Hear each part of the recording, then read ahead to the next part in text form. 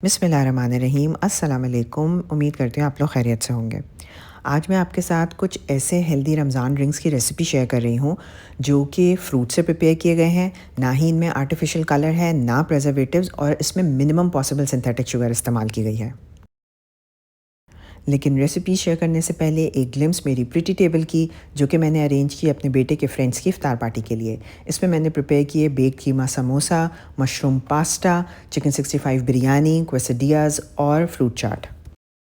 ये सारी रेसिपीज़ मैं ऑलरेडी अपने चैनल पे प्रिपेयर कर चुकी हूँ, तो इनके रेसिपी लिंक्स मैं अपने डिस्क्रिप्शन बॉक्स में डाल देती हूँ, आप वहाँ से जाके देख सकते हैं। अगर आज आप पहली बार मेरी कोई वीडियो देख रहे हैं तो मेरे चैनल को सब्सक्राइब कर लें, इस वीडियो को थम्स अप देके लाइक कर लें और उसे अपने फ्रेंड्स और फैमिली के साथ शेयर कर लें।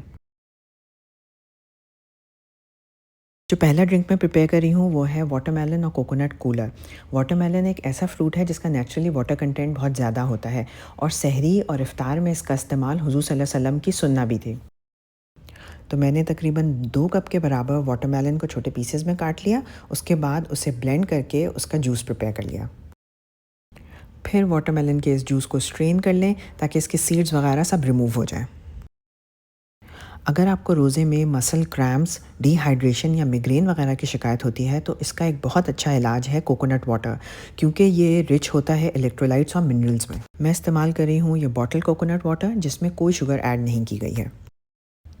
ड्रिंक प्रिपेयर करने के लिए मैंने एक ग्लास में आइस ली, उसमें मैंने थोड़े से चॉप किए हुए वाटरमेलन्स ऐड कर दिए। साथ ही मैंने इसमें जो वाटरमेलन जूस मैंने प्रिपेयर किया था वो भी ऐड कर दिया।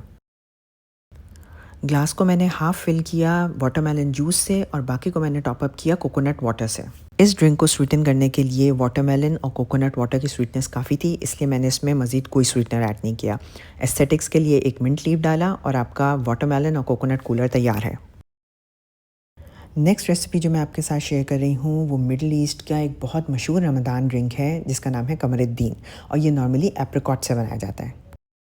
एप्रिकॉट्स या खुबानियों को प्रोसेस करके उसका ये फ्रूट लेदर बनाया जाता है जो रिक्वायर्ड होता है कमरुद्दीन बनाने के लिए, और ये बहुत ईज़िली मार्केट्स में अवेलेबल है। एप्रिकॉट लेदर को पहले अच्छी तरह पूरा खोल लें, उसके बाद सीजर्स की मदद से उसको कट कर लें। मैंने तकरीबन 100 ग्राम्स ऑफ एप्रिकॉट लेदर लिया है।